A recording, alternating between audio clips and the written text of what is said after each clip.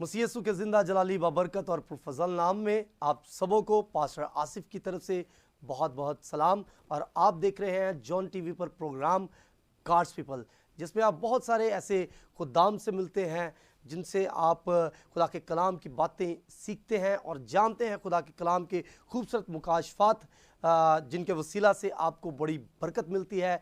और आज हमारे साथ बड़े ही खूबसूरत खुदा के खादम हैं जिनसे हम बातचीत भी करेंगे। और नाज़रीन, अगर हम देखें तो हम खुदावंद के लोग हैं, खुदा ने हमें चुना है, लेकिन इसके साथ साथ आज कलीसियाओं में एक बड़ा ही क्वेश्चन मार्क है। बहुत सारे ऐसे सवालात हैं कि खुदा हमें बचाता है फिर हमें सज़ा क्यों दिखता है।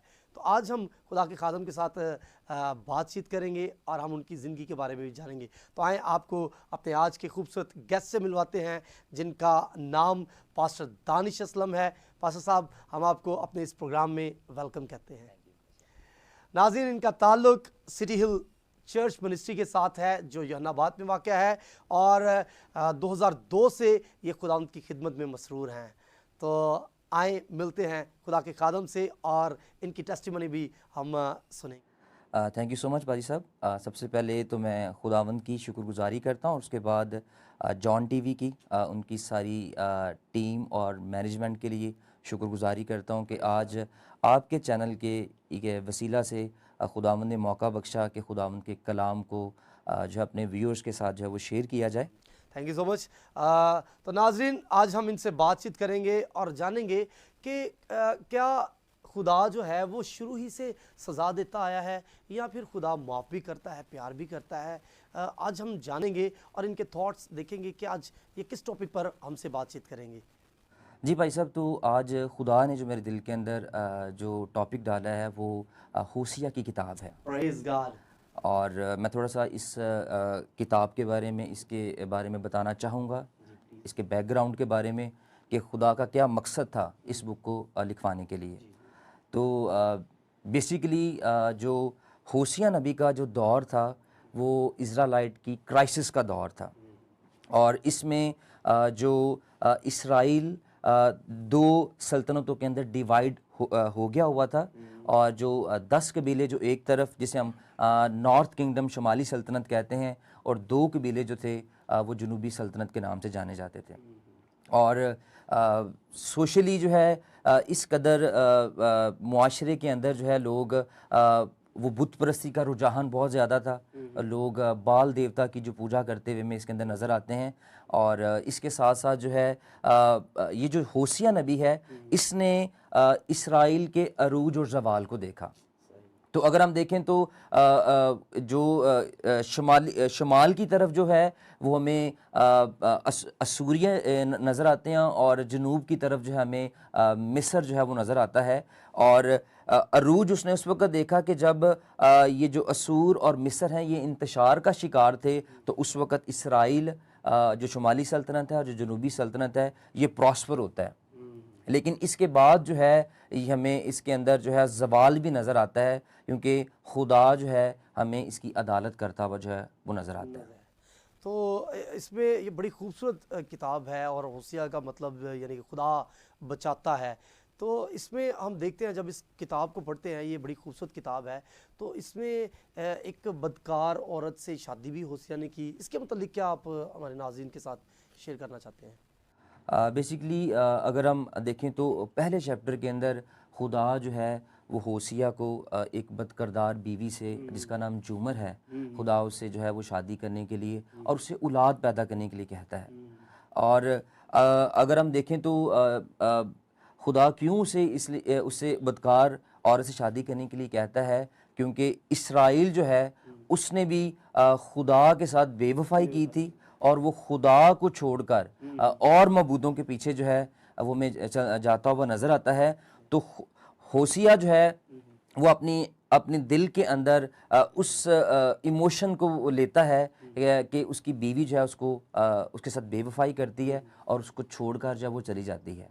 और खुदा जो है अपने रिश्ते को उसकी बीवी के साथ जब वो रिलेट करता है कि जिस तरह तेरी बीवी जो है वो तेरे साथ वफ़ादार नहीं है, इसी तरह इसराइल के लोग जो हैं वो मेरे साथ जो हैं वफ़ादार नहीं है। तो खुदा ने इसको बेटे भी दिए, इज़राइल, ठीक है, फिर उसके बाद लौ, रुहामा, फिर उसके बाद और भी बेटे दिए। तो अब जैसे कि लिखा है उनका, यानी कि इसमें मिलता है कि उनको खुदा कोई रहम भी नहीं करेगा, खुदा बदला भी लेगा, फिर खुदा रहम भी। इसका क्या यानी कि आप हमारे नाज़रीन के साथ क्या शेयर करेंगे, ये क्या बातें हैं? बेसिकली मैं अपने व्यूअर्स को ये बताना चाहता हूँ कि खुदा की ज़ात के अंदर जो है वो हमें उसकी सफ़ात के अंदर हमें मोहब्बत के अंसर के साथ साथ अदल का अंसर भी जो है नज़र आता है। एक तरफ हमें खुदा इसराइल से प्यार करता हुआ नज़र आता है, खुदा अपनी मोहब्बत का इजहार करता है, लेकिन दूसरी तरफ खुदा उनकी जजमेंट भी करता नज़र आता है। और खुदा ने जो होसिया को जो औलाद बख्शी थी, बेसिकली इनके जो नाम हैं उनके नाम के मतलब भी जजमेंट को ज़ाहिर करते हैं। उसका जो पहला बेटा जो पैदा होता है उसका नाम यजरियल था। और यजरियल एक ऐसी जगह थी, अगर हम सलातीन की किताब में देखें तो ये वो जगह है जहाँ पर इज़बल जो है उसने बुतपरस्ती की और एलिया नबी जो है वो उसके गुनाह के ख़िलाफ़ जो वो आवाज़ उठाता है। और खुदा जो है कहता है कि उसका नाम यजरियल रखना, और खुदावंद कहता है कि मैं इसराइल के घराने की अदालत करूँगा, खून का बदला लूंगा। हाँ जी। और इसके साथ ही अगर हम देखें तो उसके जो उसकी बेटी पैदा होती है लूरहामा, तो उसका मतलब है कि मैं अब जो है तुम पर रहम नहीं करूँगा। हमें इस तरह से लगता है कि खुदा ने खुदा का जो अदल है वो यहाँ पर हमें रिफ्लेक्ट होता हुआ नज़र आता है। और फिर खुदा ने एक और जो उसे बेटा दी जिसका नाम लोमी था कि तुम मेरे लोग नहीं हो। और आज हमारे लिए ये बड़ा अलार्मिंग सिचुएशन है कि आज जो चर्च जो समझता है कि यस्सु जो है वो सिर्फ प्यार करने वाला है या खुदा सिर्फ मोहब्बत करता है, लेकिन आज चर्च के लिए इसके अंदर लेसन है कि खुदा मोहब्बत के साथ साथ वो आदिल खुदा भी है, he is a just God. भाई साहब, एक और क्वेश्चन अभी मैं आपसे करना चाहता हूँ। जैसे इसकी बीवी जो है वो आगे चलकर इसको छोड़कर चली जाती है, तो खुदा इसको कहता है कि तू जाकर इसको ख़रीद कर लेकर आ, तो वो फिर कीमत देकर, इसके मुतालिक क्या आपके थॉट्स हैं? बिल्कुल भाई साहब, मैं आपको बताना चाहूँगा कि इससे पहले कि वो अपनी बीवी को जो है दोबारा वापस लेने के लिए जाता, अगर हम चैप्टर नंबर 2 के अंदर देखें तो खुदा उनकी बरकतों को, इसराइल की बरकतों को रोक देता है। और अगर आप इसके अंदर देखें चैप्टर 2 के अंदर खुदा उसे कहता है कि वो उसकी बीवी अपने यारों के पीछे जाएगी, लेकिन मैं उसकी राहें बंद कर दूंगा और दीवार खड़ी कर दूंगा। और इसी तरह आज बहुत दफ़ा हमारी बरकतें आज रुकी हुई हैं और हमारे मिरेकल्स रुके हुए हैं, हमारे ब्रेक थ्रू रुके हुए हैं, और हम बहुत सारे खादमीन से दुआएं करवाते हैं, लेकिन उसकी जड़ तक हम जो है पहुंच नहीं पाते कि उसके पीछे कहीं कोई खुदा के साथ कोई अनफेथफुलनेस तो नहीं है, कहीं हम खुदा की साथ डिसओबीडियंस में तो लाइफ नहीं गुजार रहे। तो खुदा पहले तो उनकी बरकतों को जो है वो सीज करता है, रोक लेता है, और उसके बाद खुदा रिस्टोर करता हुआ नज़र आता है। लेकिन चैप्टर 3 के अंदर अगर हम देखें तो खुदा होसिया को कहता है कि जा और जाकर उस औरत से प्यार कर। पहले चैप्टर में खुदा शादी करने के लिए कहता है, और थर्ड चैप्टर के अंदर खुदा उस औरत से मोहब्बत करने के लिए कहता है। और इसके बारे में दो नज़रियात हैं। पहला नज़रिया ये है कि उसकी जो बीवी जो थी वो एक ऐसे मंदिर के अंदर चली गई थी जहाँ पर ख़वातीन जो हैं अपनी मजहबी अबादात के अंदर जो जिनसी जो काम जो थे, जो हरामकारी जो थी, उनकी बदकारी का हिस्सा थे। और वहाँ पर एक स्कॉलर जो वो ये कहता है कि वहाँ पर उन्होंने मंदिरों के अंदर चैम्बर्स बनाए होते थे और उन चैम्बर्स की छत नहीं थी होती, और जैसे मेल एंड फीमेल जब वहाँ पर जो है बदकारी करते थे तो उनके पीछे उनका कॉन्सेप्ट ये था कि जैसे ये अमल ज़मीन पर होता है तो आसमान पर जो बाल देवता है और अस्तारात की देवी है वो भी आपस में जिनसी अमल जो है वो करते हैं। और इसकी वजह से ये जो फर्टिलाइजेशन है, जो हमारा एग्रीकल्चर का निज़ाम है, ये जो हमारी जो फसलें हैं, ये पैदावार ये जो फ़रोग पाती हैं, और खुदा को इस बात के लिए बड़ा गुस्सा था। और जो दूसरा नज़रिया जब वो ये है कि वो उसकी बीवी जो है, चूँकि बहुत सारे उसके वो दूसरे लोगों के पास गई, और अब हाँ जी, अब उसकी हालत ये थी कि वो बिल्कुल मुफलिस उसकी हालत थी, और होसिया नबी ने जाकर उसके लिए कीमत अदा की। और मैं आपके साथ बताना चाहूँगा कि उसने कीमत कितनी उसके लिए अदा की। चैप्टर 3 उसकी वर्स 2 में है, सो मैंने उसे 15 रुपया और 1.5 खोमर जौ देकर अपने लिए मोल लिया। और मैं आपको बताना चाहता हूँ कि जो 15 रुपया और 1.5 खोमर, ये बेसिकली ये 30 रुपये बनते हैं। ये उस वक़्त एक मज़दूर की कीमत थी। 30 रुपये देकर उस दौर में एक ग़ुलाम को ख़रीदा जाता था। और होसिया नबी ने जाकर अपनी बीवी को दोबारा से जो है रिडीम करवाया और उसकी कीमत अता की। बिल्कुल इसी तरह जिस तरह यीशु मसीह ने नए अहदनामा में हमारे लिए जो है उसने कीमत अदा की। और पतरस के ख़त में लिखा है कि हमारी खलासी फ़ानी चीज़ों सोने चांदी से नहीं हुई, बल्कि यीशु मसीह के बेशकीमत। Praise God. तो आज कलीसियाओं के अंदर बहुत सारे ऐसे लोग हैं जो गुनाह की हालत में हैं। बहुत सारे लोग जो है शायद ये समझते हैं संडे सर्विस में जाना हमारे लिए काफ़ी है। शायद हम एक मजहबी घराने में पैदा हुए हैं, हमारे लिए ये काफ़ी है, हम बादशाही का हिस्सा हैं। तो क्या इनके मुतल्लिक ये होसिया की किताब, इसका लेसन क्या है? क्या आप लेसन देना चाहते हैं हमारे नाज़रीन को कि आज कलीसिया का ख़ानदान, कलीसिया में होते हुए हम मसीही घराने में पैदा तो हुए हैं, हम गुनाह भी कर रहे हैं, उस लस्ट को हासिल भी कर रहे हैं, उस गुनाह में हम गिर भी जा रहे हैं। तो क्या हम खुदा की बातों से क्या इतने ही बेखबर हैं, हम नहीं जानते कि खुदा सज़ा भी देता है? तो जी नाज़रीन, मैं आपको बताना चाहता हूँ कि आजकल के दौर के अंदर आज की जो कलीसिया है उसके अंदर हम फ़ज़ल को बहुत सस्ता समझते हैं और हम ये समझते हैं कि हम जो कुछ मर्ज़ी करते रहें, खुदा जो है इसकी बाज़ पुर्स हमसे नहीं करेगा।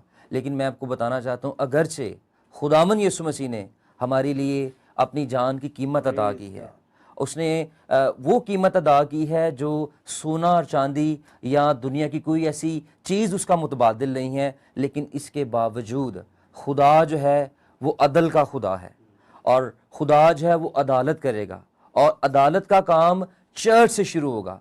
इसलिए मैं आपको बताना चाहता हूँ कि आप खुद अपनी रूहानी ज़िंदगी के ज़िम्मेदार हैं, किसी पर आप अपनी ज़िम्मेदारी डाल नहीं सकते। और मैं ये चाहता हूँ कि आप अपने वक्त का बेहतरीन इस्तेमाल करें और अगर आप ईमानदार हैं, अगर आप खुदा के खादिम हैं, तो आप जो हैं अपनी खिदमत को मुअस्सर तरीके से करने की भरपूर कोशिश करें, क्योंकि खुदा जो है हमें इसके लिए अकाउंटेबल ठहराएगा। और मेरी दुआ है कि खुदावंद आपको बरकत दे और आप बड़ी संजीदगी के साथ इस ज़मीन पर अपनी रूहानी ज़िंदगी को गुजारें और आप जब खुदावंद के सामने जाएं तो इसका बेहतरीन रिवॉर्ड जो आपको मिले। Thank you so much pastor साहब, आज आपने बड़ी खूबसूरत बातें हमारे नाज़रीन के साथ शेयर की और बड़े अच्छे थॉट्स आपने, स्पेशली होसिया की किताब बड़ी खूबसूरत किताब है जिसमें लोग जो थे वो गुनाह में थे, गैर मबूदों की प्रस्तिश कर रहे थे और गुनाह के दलदल में फंसे हुए थे। आज आप ये मत सोचें कि शायद हम गुनाह से बच गए हैं, गुनाह आपके करीब करीब घूमता फिर रहा है। जैसे अबलीस जो है वो ढूंढता फिरता है कि किसको फाड़ खाए, आज गुनाह भी इसी तरह से आपको ढूंढ रहा है। नाज़रीन, अगर आप ये समझते हैं कि मैं सेफ़ होना चाहता हूँ तो वो सिर्फ़ एक ही है, वो मेरे और आपके यीशु का बेशबहा लहू है। उस लहू को अपनी ज़िंदगी में मांग लें, उस लहू के करीब आ जाएं, उस लहू को मांग लें अपनी ज़िंदगी में, ताकि उस लहू के वसीला से जो मेरे और आपके लिए बहाया गया, जिसकी कीमत मेरे और आपके लिए अदा की गई, ताकि मैं और आप ग़ुलामी से आज़ादी में आ जाएं। नाज़रीन, मेरा ईमान है आपने यकीनन आज के कलाम से बड़ी बरकत पाई है। अगर आपको हमारा ये प्रोग्राम बहुत खूबसूरत और बाबरकत लगा है तो आप अपनी राय से हमें आगाह कर सकते हैं। अगर आप नई नई बातें जानना चाहते हैं, कोई क्वेश्चन है आपके माइंड में, तो आप ज़रूर कमेंट्स में अपने क्वेश्चन हमें दे सकते हैं ताकि हम उस पर बातचीत कर सकें, आप इस्तिफ़ादा हासिल कर सकें और खुदावंद के कलाम की खूबसूरत बातों को जान सकें। आए हम दुआ मांगें, ख़ासकर हम दुआ मांगेंगे उनके लिए जो बेरोज़गार हैं, जो शायद आज बीमारियों में जकड़े हुए हैं, शायद आज शुगर ने उनको अपनी जकड़ में ले रखा है, शायद वो अबलीस के हथकंडों में गिरफ्तार हैं, शायद कर्ज़ की लानत ने उन्हें अपने कब्ज़ा में कर रखा है। आए हम मिलकर उनके लिए दुआ करें। तो मेरी दरख्वास्त है खुदा के खादम से कि वो दुआ करें और हम मुल्क पाकिस्तान की सलामती के लिए भी और जॉन टीवी की पूरी टीम के लिए भी दुआ करेंगे। आए हम दुआ मांगें। आसमानी बाप, हम यीशु मसीह के नाम में तेरी पाक हुज़ूरी में झुकते हैं। खुदावंद, हम तेरे शुक्रगुज़ार हैं। खुदावंद खुदा, तू जो बुलंदो बाला खुदा है, खुदावंद तू अगरचे हमसे मोहब्बत करता है, लेकिन खुदावंद इसके साथ साथ तू हमारी तंबीह भी करता है। खुदावंद खुदा हम तेरे शुक्रगुजार हैं खुदावंद जॉन टीवी के लिए। खुदावंद खुदा जो इस ज़मीन पर खुदावंद एक बहुत बड़ा वसीला है ताकि बहुत सारी ऐसी ज़िंदगियाँ जो तुझसे दूर हैं खुदावंद वो तेरी ज़ात का तजर्बा हासिल करें। खुदावंद खुदा हम तेरे बंदा रेवरेंड जॉन इकबाल के लिए और खुदावंद खुदा उनकी सारी रोया के लिए, खुदावंद इस चैनल के लिए और सारे खादमीन के लिए खुदावंद खुदा, खुदावंद जो तेरे बंदा के खुदावंद खुदा इस प्लेटफॉर्म पर खुदावंद तेरी खिदमत गुजारी का काम कर रहे हैं, यीशु के नाम में तेरी बरकत चाहते हैं। खुदावंद खुदा, खुदावंद अपने लोगों को खुदावंद खुदा और ज़्यादा बढ़ा और खुदावंद हम दुआ करते हैं इस वक्त खुदावंद जितने भी व्यूअर्स जो इस प्रोग्राम को देख रहे हैं, खुदावंद दुआ करता हूँ कि सबसे पहले खुदावंद तेरी ज़ात का मुकाशफा